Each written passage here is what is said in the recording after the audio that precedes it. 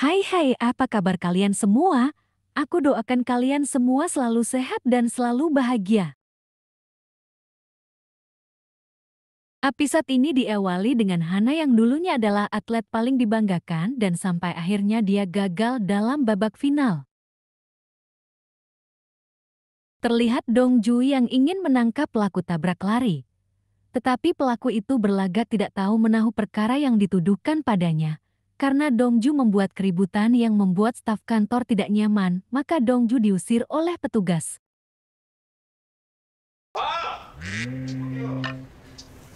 Letnan Gao sangat marah pada Dongju karena dia mengetahui Dongju mendatangi pelaku dengan bukti yang belum tentu kuat.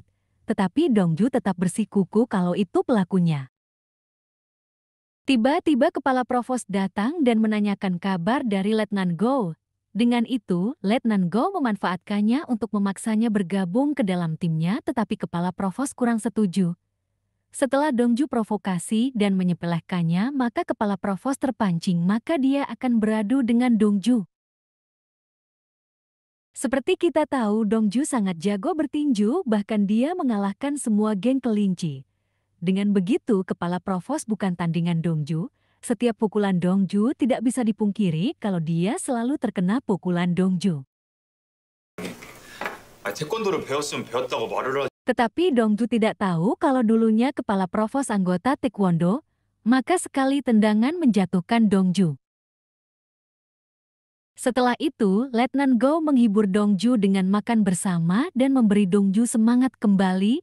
Hana datang untuk memberikan surat pengunduran diri secara resmi dan tidak sengaja dia bertemu dengan Jae Hong. Maka Jae Hong memberikan saran supaya Hana menghibur Dongju karena Dongju kalah dari kepala provos. Tetapi ketika Hana datang, justru Dongju juga Letnan Gao sedang melakukan olahraga gulat. Keesokan harinya tampak jelas kepala provos sangat disukai oleh semua polisi, dan Dongju yang bersikuku kalau akan menangkap pelaku tabrak lari, justru tiba-tiba ada berita media mengabarkan kalau Yeong Il pelaku dari tabrak lari itu dan dia menabrak korban karena teler. 아무리 막혔어도 사람 중 Dongju mendatangi rumah ibu Yeong Il dan menjelaskan semuanya. Sedangkan Dongju yang teringat akan ucapan dari ibu Yeong Il, maka dia memutuskan untuk mencari bukti sendiri. Sedangkan Letnan Gao tampaknya juga curiga akan kasus tabrak lari ini, maka dia memutuskan meminta bantuan kepada kepala provos. Kepala provos mengetahui kalau jaksa yang menangani kasus Yeong Il adalah kakak tirinya. Akhirnya, kepala provos meminta izin supaya bisa menginterogasi Yeong Il secara langsung. Dan kakak tirinya tahu kalau kepala provos adik tirinya, maka dia menyuruhnya datang kepadanya terlebih dahulu. Tetapi ketika sampai di sana, justru kakak tirinya berpura-pura telepon dengan seseorang sangat lama. Akhirnya mereka berbincang, tetapi kakaknya tidak setuju dengan keputusan dari kepala provos. Justru kakak tirinya menyarankan supaya dia berhenti dari kepolisian dan bekerja dengan ayahnya. Kepala provos sangat kesal dengan itu karena dia dulu selalu kalah dengan kakak tirinya. 한마디만 해. 네가 안 죽였다고. Dongju memutuskan menemui Yeong Il dan mencoba membujuk Yeong Il supaya menceritakan semua kejadian yang sebenarnya, tetapi Yeong Il yang ragu, maka dia menolak. Malam harinya polisi yang menjaga dengan Yeong Il bertemu dengan pelaku tabrak lari dan pelaku itu menyuruh polisi itu menghabisi Yeong Il.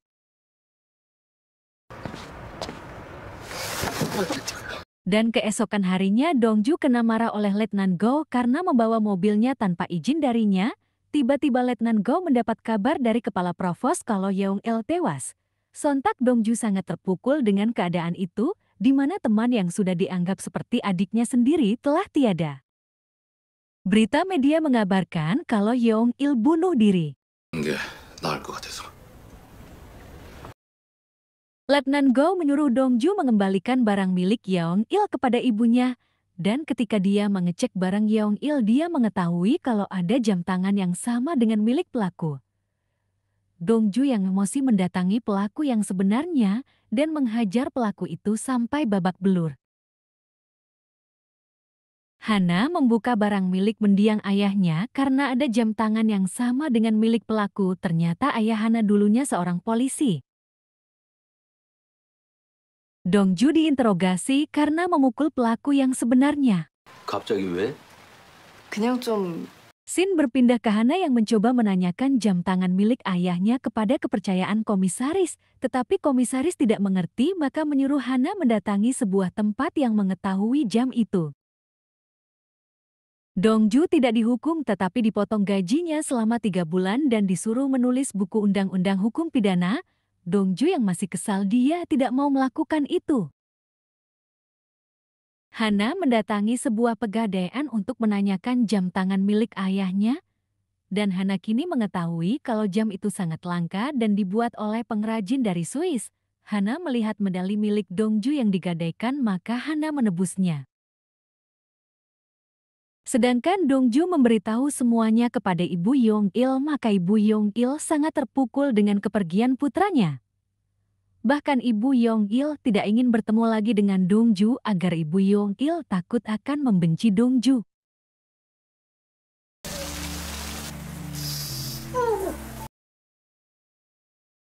Kepala Provos juga Letnan Go berusaha menyelidiki kasus Yong-il yang terasa berkaitan dengan bos kelinci. Ternyata petugas polisi itu yang menghabisi Yang-il. Petugas polisi yang menjaga Yong-il waktu itu dipukul habis-habisan karena menjatuhkan jam tangan pemberian pelaku yang sebenarnya. Akhirnya petugas polisi ini juga dihabisi. Terlihat pelaku itu mendapatkan dokumen dari korban tabrak lari dan membakar bukti-bukti itu. Dan mantan pelatih Dongju datang dan pelaku yang sebenarnya ini memberikan jam tangan itu. Dongju sangat terpukul dengan perkataan dari Ibu Yong-il lalu dia mendengar berita tentang Yong-il yang tambah membuatnya sangat hancur. 연락 못 받으셨어요? 아 여기 사모님이 Keesokan harinya Hana mengetahui kalau rumahnya akan dijual oleh ibunya. Ibu Hana mendatangi kantor Hana dan menawarkan asuransi kepada semua rekan Hana. Lalu Hana datang dan sangat marah pada ibunya karena menjual rumah milik ayahnya. 당장 그 큰 돈이 어디서 나와? 그러니까 엄마 말 듣고 매니저 Hana sangat kesal dan di perjalanan kepalanya terasa pusing dan tak kuat menahannya maka dia terjatuh tetapi Dongju yang sudah mengikutinya dari tadi menyelamatkan Hana. Dan Dongju menghibur Hana dan mengkhawatirkan Hana. Lalu kini giliran Hana memberikan Dongju nasihat juga menyemangatinya dan memberikan medalinya. Letnan Go menggantikan Dongju menulis undang-undang itu. Dan kepala provos mencoba menyelidiki sesuatu, tetapi di kantor itu sudah ada yang mencari data Hana. Dongju datang ke kantor dan melihat kalau Letnan Go menggantikannya menulis. Hana menemui Letnan Go dan berminat ingin kembali bekerja. Dongju memutuskan menyelesaikan tulisan Letnan Go, maka dia bergadang sampai pagi.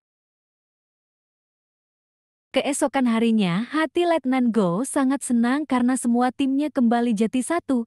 Lalu Dongju bangun dan bertengkar kecil dengan kepala provos. Dan Dongju memutuskan untuk pergi karena dia harus menyerahkan tulisannya kepada pelaku yang sebenarnya. Sebelum mendatangi pelaku, Dongju mampir ke tempat Ibu Yong-il dan meletakkan makanan di depan pintu. Dongju yang mendatangi kantor pelaku dihalangi oleh penjaga tetapi Dongju tidak menyerah dan bertemu dengan pelaku yang sebenarnya. Pelaku yang sebenarnya membuat Dongju kesal bahkan tulisan Dongju dibuang ke lantai. Dongju yang kesal memukul kaca besar dan tebal yang akhirnya kaca itu pecah berkeping-keping.